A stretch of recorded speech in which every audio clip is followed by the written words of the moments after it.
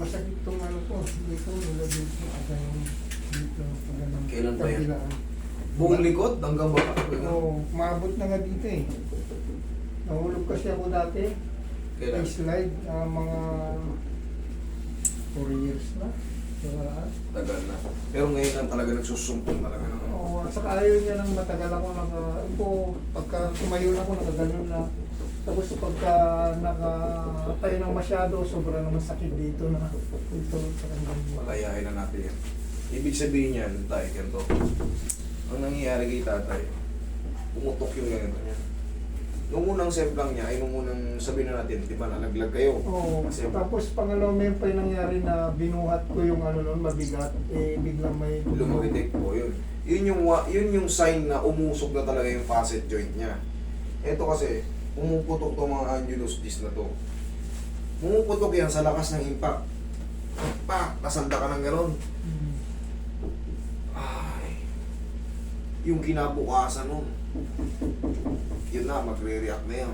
Ngayon, tumagal, nakasurvive ka, kumbaga, nawawala rin kasi sa kilos yun. Pag tumama yung kilos mo, kaya pinapaganyan ko kayo para masalansan yung facet joint nyo sa likod, sa broncho vertebrae. Ngayon, sabihin natin nakaano ka, nawala. Pag bumuhat ka naman at pumutok na talaga yan, tok! Narinig mo, parang may umusog, may lumagotok, tapos sobrang sakit. Iyan na yan. Yan ay simula ng kalbaryo. Hanggat hindi mo na ibabalik yung lumagotok na yun, mamamanhid yung mga paganyan mo, magugulat ka may parang may dito lang ako tinamaan, pati binti ko may masakit. Hindi mo para bang gumagapang yung kirot. Ganun ang mararamdaman mo. Tapos, siyempre, itong likod mo, mapupuno ng spasm yan. Kaya, pag matagal ka nakaupo, Kaya mo hindi kailangan na-stress. piktusan mo. Oo. May time pa nga dati na talaga ayaw na maunat eh. Grabe. Sige. Pero masakit na rin pati dito naman sa joint. Pero ang pinakamahirap sa akin ngayon, dito. Lower back. Sige. Ang diskarte dyan, madalas ko na yan, siyempre, inuulit-ulit ko kasi iba-iba yung nanonood, iba-iba yung ano, iba-iba yung napapanood nyo, baka hindi nyo napapanood yung mga sa lower back. Ang diskarte dyan, pag nagkaroon na kayo ng ganyan, iwasan nyo na magbuhat ng single. Yung ganito, mauna yung sa paa. Huwag na huwag yung gagawin yan pag kayo'y dumaranas na ng back pain. Kasi, hindi kayo makakalaya doon sa back pain. Tutulog ulit yun. Ang kailangan niya, pag bubuhat kayo, tutulungan nyo na ng ganito. O kung talagang mabigat, tumawag na kayo na ano. Kahit magpaatang na lang kayo, dalawa kayo. Kasi pag pinilit nyo yan, eh, alam nyo ng kasunod. Tutunog ulit yun, hindi na naman kayo makatayo. Ang pinaka-worst nun, malulumpo kayo in the long run. Yun ang totoo.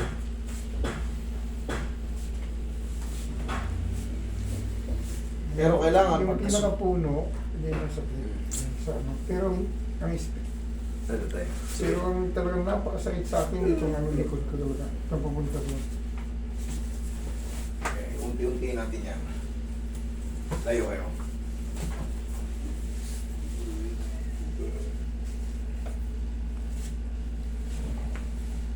Oh, dami nun. Okay, napatagilid. Tagilid ka tayo. Higa po, higa. Ay, higa. Tagilid.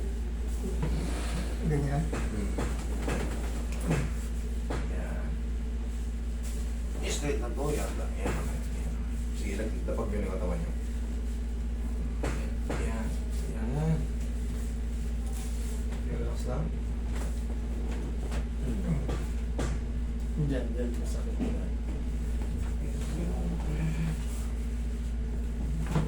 Kabilang side. If you're coming back to this truth now.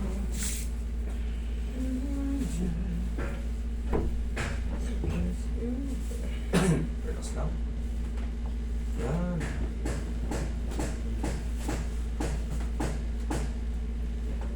Yan yung tunog na walang sakit. Dapat. Kasi pag mali ang posisyon mo, tumunog yung balakang mo, ay sigurado hindi ka makatayo.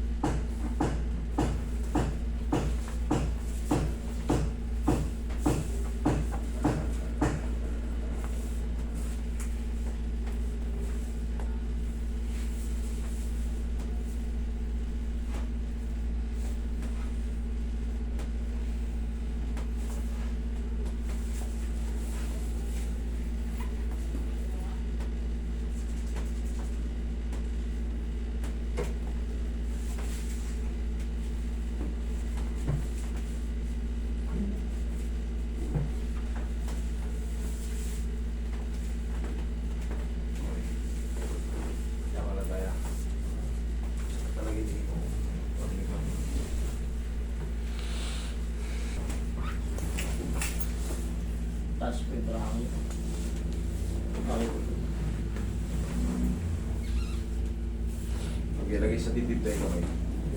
Yan. Okay, relax lang tayo. Okay, relax lang. Inhale. Isa pa. Yan, exhale. Down. Diyan ka lang.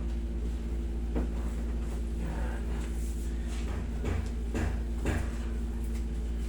Unti-unti mo nang mararamdaman yun yan. Lalo 3 to 4 days.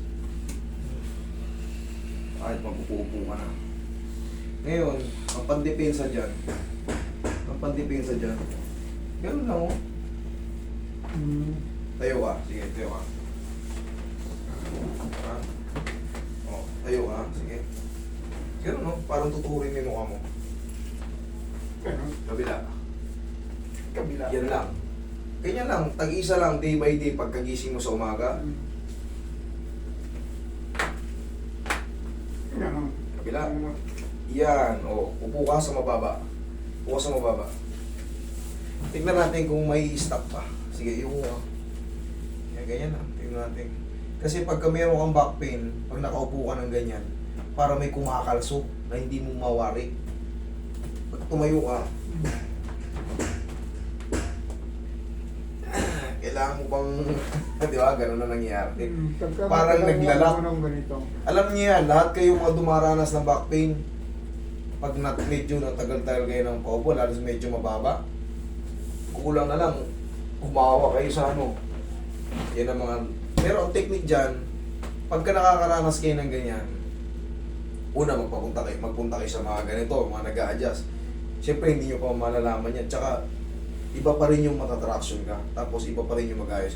Tapos ang maintenance nyo dyan, kung sakali, yan, kunyari, kung gumaling na kayo, kung sakali lang ha, kung sakali, ayan, katulad yun, nakarati ko na kayo. Pag nakabuhat kayo, di ba na, siyempre, lalaki tayo, talagang automatic, gumagawa tayo, nagbubuhat tayo. May sumakit. Kumuha lang kayo ng panghaplos. Haplosin nyo muna. Siyempre, nandun na may pain na yan eh. Tapos pilit-pilitin nyo. Kung talagang sobrang sakit, grabe.